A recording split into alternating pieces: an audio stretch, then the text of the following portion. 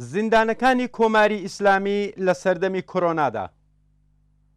حکوومەتی ئیسلامی یەکێک لە دڕندەترین ڕژیمەکانە کە گشت کۆنوانسیۆن و یاسا نێونەتەوەیەکان سەبارەت بە مافی بەندکراوانی سیاسی و مەحکومانی دادگا ئاساییەکان پێشێل دەکات.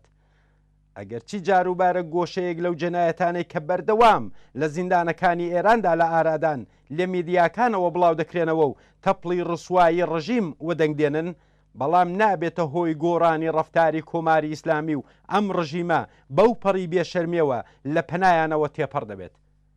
کەوابوو هەر جۆرە گۆڕانکاریەک لە پێناو باشترکردنی بارودۆخی زیندانەکان و بە تایبەت ئازادی بەندکراوانی سیاسی تەنیا لە ڕێگەی داسەپاندنی گوشاری سیاسی و بەڕێوەبردننی ناڕزایەتی جەماوەری دێتە دی. سەپیدە قۆلیان چالاکی بوێر و داکۆکیکاری مافی کرێکاران کە خۆی لە ماوەی 3 ساڵی ڕابردوودا زۆرترین کاتی لە زیندانە جۆراوجۆرەکانی ئێراندا بەسەر بردووە، راپۆرتێکی دڵتەزێنی سەبارەت بە بارودۆخی بەندکراوانی ژن لە شارەکانی بوشێهر و ئەهواز بڵاو کردوێتەوە.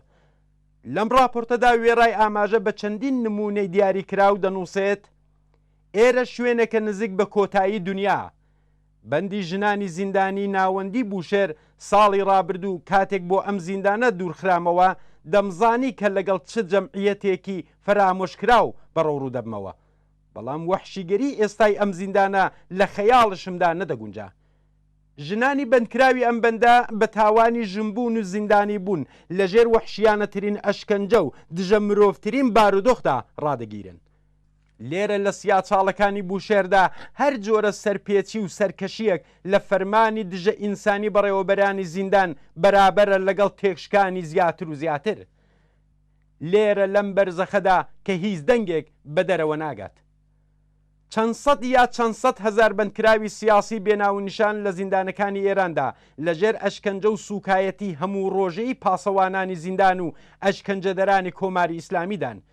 ژمارەیەکی زۆریان تووشی نەخۆشی کۆڕۆنا بوونە و ئاماری گەمبەخت کردووان لە ناو بەندکراوانی سیاسیدا یەکجار لەسەرەیە. ئەو راپۆرت و فیلمانەی کە لە بەندکراوانی سیاسی و تەنانەت ئاسایی ئێرانەوە دزەی کردوتە دەرەوەی زیندانەکان بارودۆخی یەکجار نامرۆڤانە و سەدەی ناوەڕاستی زیندانەکانی ئێران نیشان دەدەن.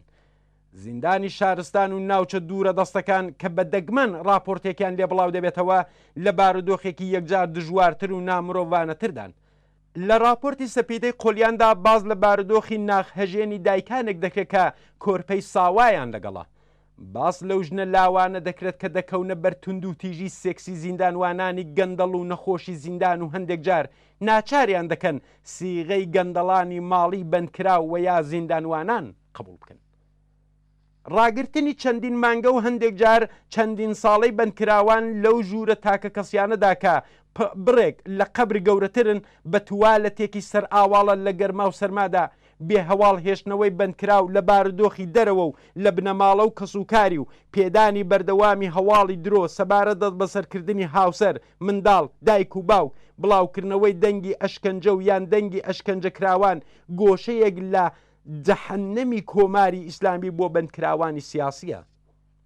کۆڕۆنا و زیندانە شلوغەکان کە چەندین بەرابەری زەرفیەتیان بەندکراویان تێدا ڕاگیراوە، نەبوونی کەرەستەی پاک و خاوێنی و دەرمانی پێویست مەترسیەکی جددی بۆ گیانی بەندکراوانە کە ڕژیم بە ئەنقەست بە مەرگ لە دژوارترین بارودۆخی ژیاندا مەحکومی کردوون.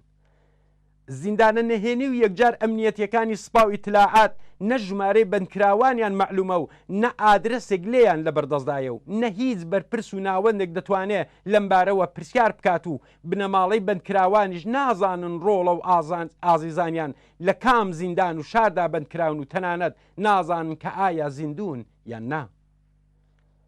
بارودۆخی ژیانی مەحکومانی دادگا ئاساییەکان چیوا لە بەندکراوانی سیاسی کەمتر نییە و هەندێک جار دژوارتریشە.